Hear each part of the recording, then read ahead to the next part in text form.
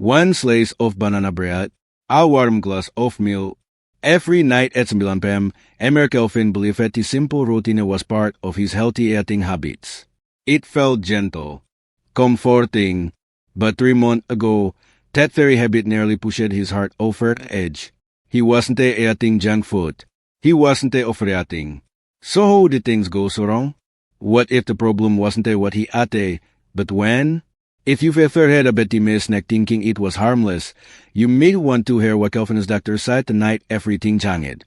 It started with a single question. Emir Kelvin, what time do you usually eat your last meal? The air doctor asked calmly. Kelvin blinked, confused. Around nine, iguas. Just a little snack before bed. The doctor nodded slowly, then said something Kelvin never expected. That habit may be where your heart is under strain. Kelvin had come in earlier that night after walking from sleep with thickness in his chest. It wasn't a heart attack, but his heart had been working overtime. When itself had been resting. That small snack, the banana bread and warm milk, felt innocent. But timing mattered more than Kelvin ever realized. The doctor explained that after 8 p.m., the body's natural air rhythm begins to slow. Blood sugar regulation weakens.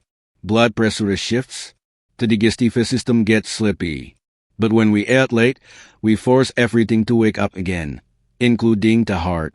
It made Kelvin think back. How many years had he done this? 10? Maybe 15? He'd always believed that eating a little something helped him sleep. And yet, night after night, his body was being pushed into action when it needed patch. What felt like comfort had slowly become pressure, and his heart had been carrying that weight in silence, year after year. Kelvin had always believed in taking care of himself. He walked a little each morning. He kept his portion small. He even tried meditation. But no one had ever told him when you ate cold mattered just as much as what you ate, especially after 60. The doctor pulled up a chart and explained it in a way Kelvin could understand. Imagine your heart is like the janitor of your body. During the day, it's cleaning up everything you do, food, movement, stress. But at night, it's supposed to shut down, rest, and repair. When you eat late, you make it clock in for overtime. That hit Kelvin hard. All those nigs, he wasn't comforting his body. He was overworking it. The doctor saw studies from Mayo Clinic and the American Heart Association. Seniors who ate after 8 p.m. have significantly high risk of high blood pressure, elevated cholesterol, and even nicotine arrhythmias. Not because the food is bad, but because the body isn't ready to handle it at that hour. The banana bread and milk, they spike insulin and rise blood sugar levels just when the body wants stability. Even seemingly healthy foods like bananas or oatmeal can disrupt sleep and trigger hidden cardiovascular strain when eaten late. The body gets slower at night, and that delays sends stress signals to the heart. Kelvin told back to his routine. He wasn't eating chips or soda. He thought he was being gentle, but he was unintentionally asking his heart to stay on duty, night after night. He thought he was treating myself kindly. He sighed, false soft, but kindness means letting your body rest when it needs to. And Kelvin wasn't alone. A national survey showed that over 90% of adults over 65 snack after dinner, often believing it's better to meditations or late-night hunger. But most never connect those habits with waking up tired, groggy, or with chest discomfort. That night in the hospital did something. Kelvin did they just live with a new prescription. He left with a new question to carry. What other good things I am doing at the wrong time? And it turns out, that question would be the start of something more powerful than he ever expected. That one question, what good things I am doing at the wrong time? Started with Kelvin like a whisper each evening. It echoed not just in his mind, but in his daily changes. So he began to pay closer attention. He looked back at the foods he had always trusted. Bananas, for potassium. Oatmeal, to soothe his stomach. Warm milk, to help him sleep. All of them had benefits. Yes, but after 8 p.m., they turned from helpers into hidden stressors. He began reading, talking with his doctor, and then something shifted. Instead of focusing on removing everything he liked, he focused on changing when he had them. Dinner mo fetu 6:30 p.m. Not rushed, not extreme, just gentle adjustment. His meal style is simple: a warm soup with carrots and spinach, or brown rice with grilled salmon. Nothing fancy, but everything was served earlier, giving his body the space to do what it was meant to do: rest and restore. What surprised Kelvin most wasn't the food. It was how his body responded. After just a week of adjusting his eating schedule, he started walking up clearer. Lighter, no chest thickness, no bloating. And something else he hadn't expected: his targets were calmer. He didn't know how much weight my body was carrying at night, he sighed, until he stopped giving it more work. Evenings became cheerful.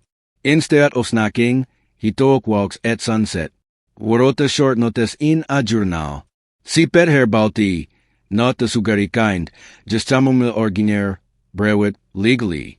At first, the quiet felt odd, but then it started feeling sacred. Terry was saying behind it, too. Research from the Sleep Foundation shows that seniors who ate before 2 p.m. have deeper, more consistent sleep patterns. Their cortisol levels remain stable overnight, reducing nicotine heart strain. And without late digestion, the parasympathetic nervous system, what doctors call the rest and digest system, can do its job without disruption.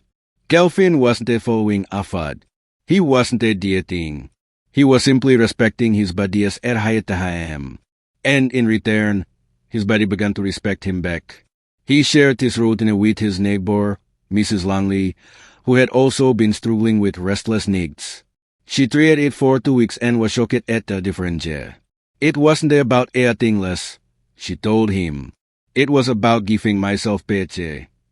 And Kelvin smiled, because he now understood that healthy eating habits didn't just mean choosing the right foods.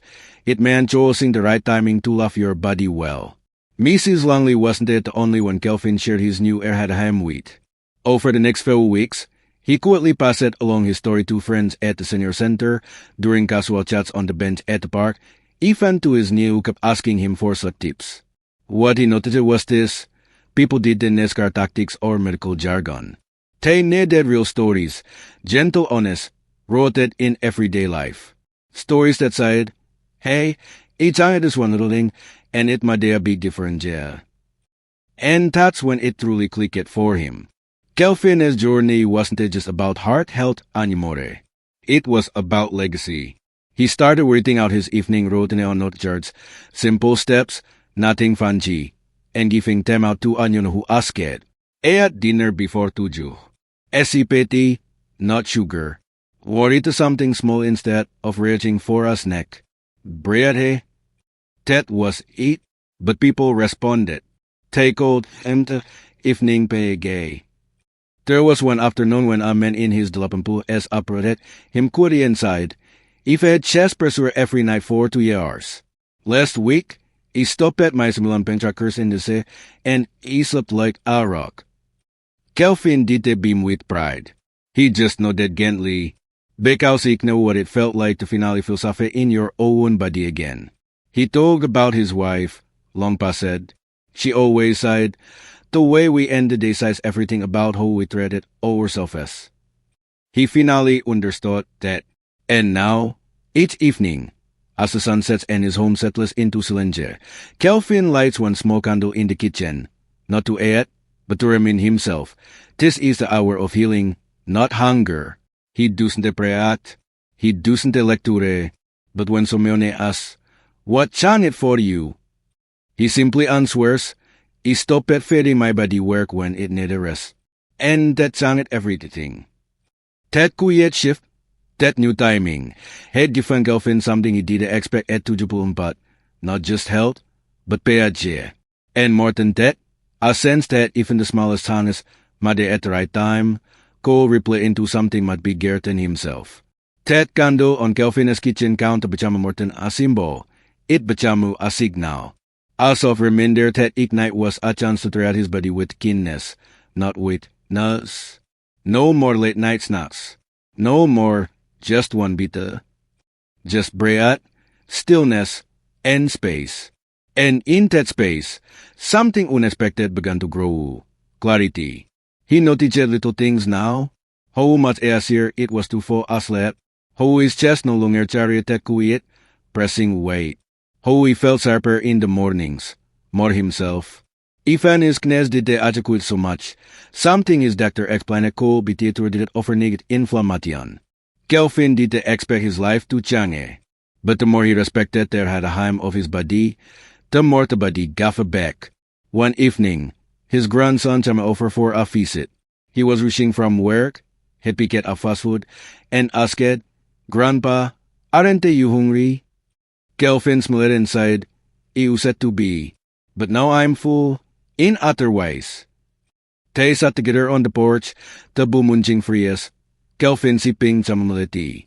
The stars came out slowly, and Kelvin told him about the old habit, the banana bread, the milk, the fare that came one night.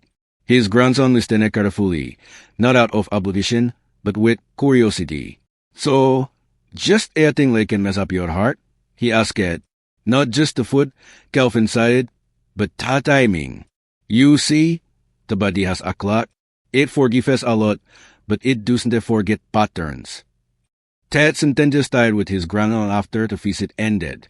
And that's how Kelvin knew. Legacy doesn't have to be loud. So Medimes is a conversation, a quiet change, a story that makes so many think differently. More neighbors began to ask him about his timing rule. He never pushed, just shared. Some treated it for a week. Others simply listened, but little by little, the idea began to spread. One woman said she just started reading instead of reaching for chokies. A man at the community center said his blood pressure dropped just by adjusting dinner by an hour. It wasn't magic. It was ham. And when Kelvin looked back, he shalala was how close he come to missing all of this, to letting a habit, however small, drain him night after night. It still startled him sometimes. But instead of fear, he now felt gratitude. Because awareness had given him chance. And chance had given him peace. So maybe tonight, as you were watching this, you were thinking about your own routines. That snack you have at pukul 8.30. The sweet tea before bed. The little treats you tell yourself are harmless. Maybe they are, or maybe they're just misty metkinness. If the story matter you pose, if something inside you whisper it, this may be me, then that's more than enough. That's where Changa begins, not with shame or rules, but with recognition. You don't need to throw out your favorite foods. You don't need a strict diet. You just need a new airhead to ham. 3 eating earlier tonight. 3 going to bed without the snack. Light a candle, breathe deep, and give your body space to do what it's been waiting for. Rest. And if you do 3, either love to know. Leave in the comments, just so you know we're on this path together. Kelvin often said that aging wasn't about slowing down. It was about listening more closely. And now, with a quiet evening, he could finally hear what his body had been trying to say all along. For years, his routine had spoken louder than his heart. The snack before bed, the idea that food meant comfort, not consequences. But now, with a few small changes, that comfort came not from a bit of something sweet, but from the stillness that followed. His neighbor started telling his home, the quiet house. No TV blaring late, no kitchen lights glowing at midnight. Just soft music, tea, and a sense of charm you could almost feel from the cedar wall.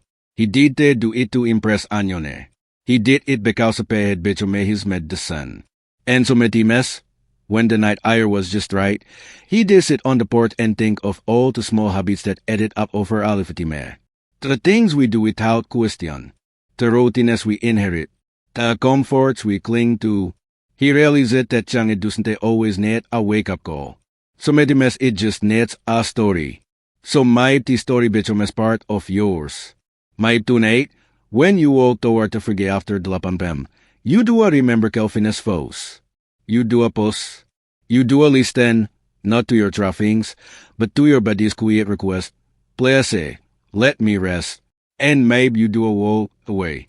Just onje, just to see what happens. Because so metimes, the smallest shifts created the biggest relief, not just for the heart, but for the soul. And if you've been carrying that late night heavy for years, thinking it was harmless, notice, you were not alone. You were not too late. You were not broken. You were just ready for something gentler.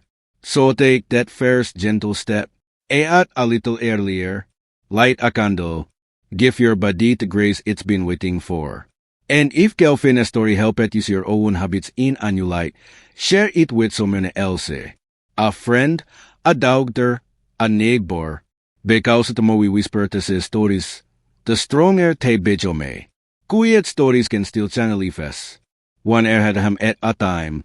And if you were still here, still listening, maybe your heart needed this pause. Maybe this wasn't just another video. Maybe it was a quiet mirror reflecting something you've known deep down all along.